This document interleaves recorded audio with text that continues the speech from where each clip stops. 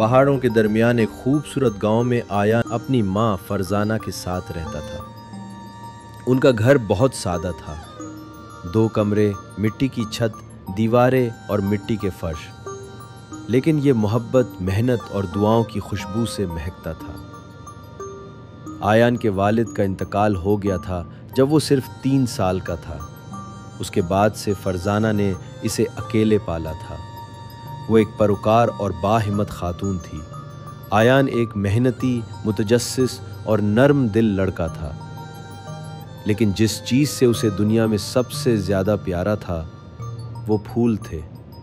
گھر کے صحن میں اس نے ایک خوبصورت باغ لگایا تھا، گلاب، میری گولڈز، جیسمین اور سورج مکھی۔ ہر صبح طلوع فجر سے پہلے آیان ننگے پاؤں نرم زمین پر قدم رکھتا، پانی کا ایک جگ لے کر۔ وہ پھولوں سے یوں بولتا جیسے وہ اس کے ساتھی ہوں، ان کو پانی پلاتا، ان کا خیال رکھتا، ان سے پیار کرتا۔ ایک دن آیان کو ایک نیا آئیڈیا آیا۔ اس نے سبزیاں اگانے کا فیصلہ کیا۔ جب اس نے زمین کو برابر کرنے کے لیے مٹی کھودنی شروع کی، اس کا کھدال کسی ٹھوس چیز سے ٹکرائی۔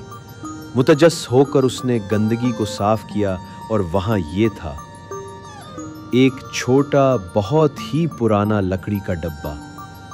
اس کا تالا زنگ آلود بند، اس کی سطح وقت کے ساتھ خراب ہو چکی تھی۔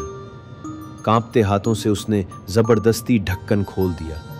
اچانک ایک تیز سنہری روشنی نکلی اور اس کے چہرے کو روشن کر دیا۔ وہ ڈبہ سونے اور ہیروں سے بھرا ہوا تھا۔ وہ اپنی ماں کو پکارتا ہوا اندر بھاگا۔ فرزانہ نے ڈبے کو گود میں رکھا، اس کی آنکھوں میں آنسو روا تھے۔ وہ دنگ رہ کر خاموشی سے اکٹھے بیٹھے۔ ان دونوں نے جھلکتی آنکھوں اور ادب سے اپنے اللہ عز و جل کا شکر ادا کیا۔ اپنی نئی دولت کے باوجود انہوں نے فیصلہ کیا وہ اپنا گھر نہیں چھوڑیں گے کہ اس کے بجائے وہ اسے مرمت کریں گے۔ دیواروں کو دوبارہ پینٹ کرنا، چھتوں اور فرش کو مرمت کیا اور بجلی کا بندوبست کیا۔ اور پھر آیان کا خواب پورا ہونے کا وقت آیا۔ اس نے اپنا باغ بڑھایا، نہ صرف پھولوں کے ساتھ بلکہ پھلوں کے درختوں، جڑی بوٹیوں اور سبزیوں کے ساتھ۔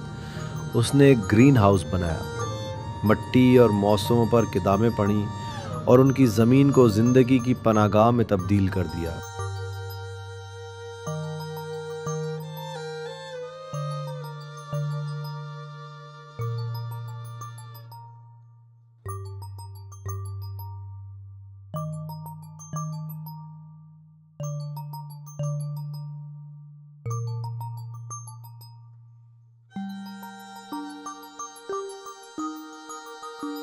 اس نے قریبی شہر کے ایک معزز اسکول میں داخلہ لیا، تندئی سے مطالعہ کیا، عین لور چل روز اور تعلیم، حکمت اور مقصد کا عادی بننے کا عہد کیا۔ لیکن ان کی کہانی وہیں ختم نہیں ہوئی۔ آیان اور اس کی ماں نے مل کر غریبوں کی مدد کرنا شروع کر دی۔